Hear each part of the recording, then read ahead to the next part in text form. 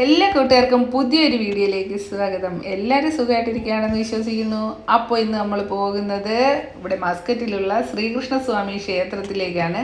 അങ്ങനെ നമ്മൾ താഴെ ചെന്നപ്പം ദേ ഇരിക്കുന്ന ഒരു പൂച്ചക്കുട്ടൻ, ബാക്കിയുള്ളവരൊക്കെ അവിടെ ഇവിടെയൊക്കെ ആയിട്ടിരുന്ന് ഓരോ ഫുഡ് കഴിക്കുകയായിരുന്നു കേട്ടോ. അപ്പോൾ നമ്മൾ വീട്ടിൽ നിന്ന് 5 മണിയായപ്പോഴത്തേക്കും ഇറങ്ങി 5:30 ആകുമ്പോഴത്തേക്ക് അമ്പലം തുറക്കും. 5:30 ആകുമ്പോഴത്തേക്ക് അമ്പലം തുറന്നാൽ തന്നെ ഏകദേശം ഒരു 3/4 മണിക്കൂർ ആകുമ്പോഴത്തേക്ക് ദീപാരാധന കഴിഞ്ഞിട്ട് വീണ്ടും അടച്ചിടും. പിന്നെ അരമണിക്കൂർ വെയിറ്റ് ചെയ്താലേ നമുക്ക് അമ്പലത്തിൽ വീണ്ടും ഭഗവാനെ കാണാൻ പറ്റത്തുള്ളൂ. നമ്മുടെ അതിൽക്കുട്ടൻ നല്ല സ്റ്റൈലായിട്ട് ഇരിക്കുന്നുണ്ടോ.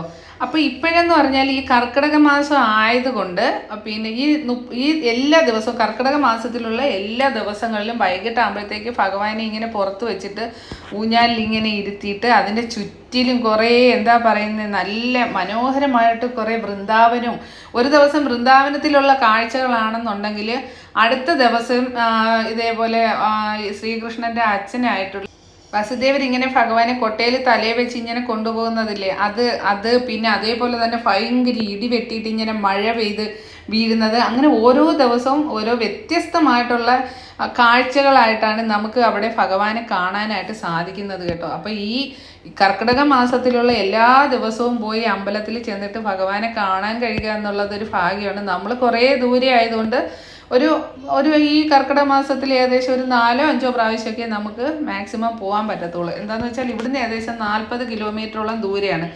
അത് ഏകദേശം വലിയ ട്രാഫിക് ബ്ലോക്കൊന്നും ഇല്ലയെന്നുണ്ടെങ്കിൽ ഒരു 25-30 മിനിറ്റ് കൊണ്ട് നമുക്ക് അവിടെ എത്താൻ പറ്റും. അപ്പം അവിടെ എല്ലാം ഇങ്ങനെ പ്രാവുകളുണ്ട്. അപ്പോൾ അതിരിക്കുട്ടനുണ്ടല്ലോ, ഈ പ്രാവുകളെല്ലാം ഇങ്ങനെ അതിൻ്റെ പുറകെ നടന്ന് കളിക്കുന്നതാണ് നിങ്ങൾ ഈ കാണുന്നത്.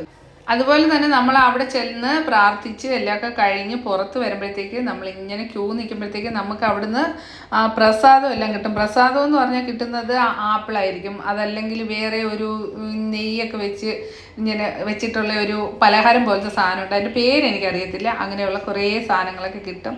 ഇപ്പം മുമ്പേ കണ്ടത് അവിടെ എന്ന് പറഞ്ഞാൽ ഈ ഓട്ടുവിളക്കിലൊക്കെ വിളക്ക് വെക്കുന്ന സ്ഥലമാണ്. ദുർഗാദേവിയാണ് അതിൻ്റെ ഫ്രണ്ടിലിരിക്കുന്നത്.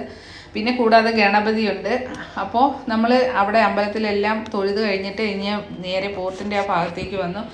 അപ്പോൾ അവിടെ ഇതേപോലെ കപ്പലൊക്കെ ഉണ്ടായിരുന്നത്. അങ്ങനെ നമ്മൾ വണ്ടി പാർക്ക് ചെയ്തു, പൈസ അടയ്ക്കണം കേട്ടോ. അല്ലെങ്കിൽ പോലീസ് വന്നിട്ട് നമുക്കിപ്പം പാർക്ക് ചെയ്യുമ്പം കുറച്ച് പൈസ ആവത്തുള്ളൂ, അതല്ലാന്നുണ്ടെങ്കിൽ വളരെ വലിയ പൈസയൊക്കെ കൊടുക്കേണ്ടി വരും. അതുപോലെ അവിടെ ഈ നമ്മൾ ഇട്ടെടുത്ത് വണ്ടി ഇങ്ങനെ പാർക്ക് ചെയ്യാനായിട്ട് ഭയങ്കര തിരക്കായിരിക്കും, പ്രത്യേകിച്ചും ഈ വീക്കെൻഡൊക്കെ ആകുമ്പോഴത്തേക്കും.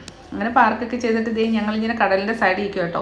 അപ്പോൾ ഈ സൈഡിൽ നമ്മൾ നേരത്തെ എന്ന് വെച്ചാൽ വേലിയിറക്കമൊക്കെ ഉണ്ടല്ലോ, നേരത്തെ ഒരു പ്രാവശ്യം പോയപ്പോഴത്തേക്ക് ഈ കടലിലുള്ള വെള്ളം ഇങ്ങനെ മേളിൽ റോഡിൽ ഇങ്ങനെ വന്നിട്ട് നമ്മുടെ തലയും എല്ലാം നനയ്ക്കുന്ന ഒരു സമയം ഉണ്ടായിരുന്നു. ഇപ്പോഴെന്ന് പറഞ്ഞാൽ അവിടെ നിന്ന് നോക്കുമ്പോഴത്തേക്കും ആ സൈഡിലുള്ള കല്ലെല്ലാം കാണാമെന്ന് വെച്ചാൽ വെള്ളം അത്രത്തോളം ഉള്ളിലേക്ക് അങ്ങോട്ട് വലിഞ്ഞു പോയിട്ടുണ്ട് കേട്ടോ. അപ്പം ഞങ്ങൾ അവിടെ ഇരുന്ന് ഇതൊരു സന്ധ്യ ആകുമ്പോഴത്തേക്ക് ഇങ്ങനെ ലൈറ്റൊക്കെ ഓരോന്നായിട്ട് ഇങ്ങനെ തെളിഞ്ഞു വരുന്നത് കാണാൻ നല്ല ഭംഗിയാണ്. അതേ ചുറ്റിലും ഇങ്ങനെ മലകളാണ് കേട്ടോ.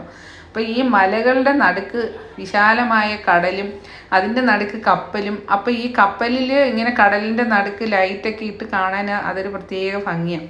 അപ്പോൾ ഇരിക്കുന്ന സ്ഥലം കണ്ടോ. അപ്പോൾ ഇതിൻ്റെ കീഴിലോട്ട് ഇങ്ങനെ തിരയടിച്ച് വെള്ളം കയറുന്ന ഒരു സ്ഥലം കൂടിയാണ് കേട്ടോ. എന്തായാലും ഈ മത്രയെന്ന് പറയുന്നത് ഒരു മനോഹരമായിട്ടുള്ള സ്ഥലമാണ്. ഞങ്ങൾ എപ്പോഴും പോകാനായിട്ട് ആഗ്രഹിക്കുന്ന ഒരു സ്ഥലമാണ്. പിന്നെയെന്ന് പറഞ്ഞാൽ മത്ര സൂക്കുണ്ട്. അപ്പോൾ ഒരുപാട് ലേറ്റായി, അതുമല്ല അതിൽക്കുട്ടന് നല്ല ഉറക്കമൊക്കെ വരുന്നുണ്ടായിരുന്നു. അപ്പോൾ അവിടെ കൂടുതൽ സമയം നമുക്ക് സ്പെൻഡ് ചെയ്യാനായിട്ട് പറ്റിയില്ല കേട്ടോ. അപ്പോൾ നമ്മുടെ വീഡിയോ കാണുന്ന കൂട്ടുകാർക്ക് നമ്മുടെ വീഡിയോ ഇഷ്ടപ്പെടുകയാണെന്നുണ്ടെങ്കിൽ ലൈക്ക് ചെയ്യണം, സബ്സ്ക്രൈബ് ചെയ്യണം.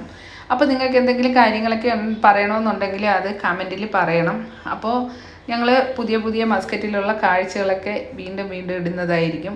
പുതിയൊരു വീഡിയോ ആയിട്ട് വീണ്ടും വരുന്നത് വരയ്ക്കും. ടാറ്റാ.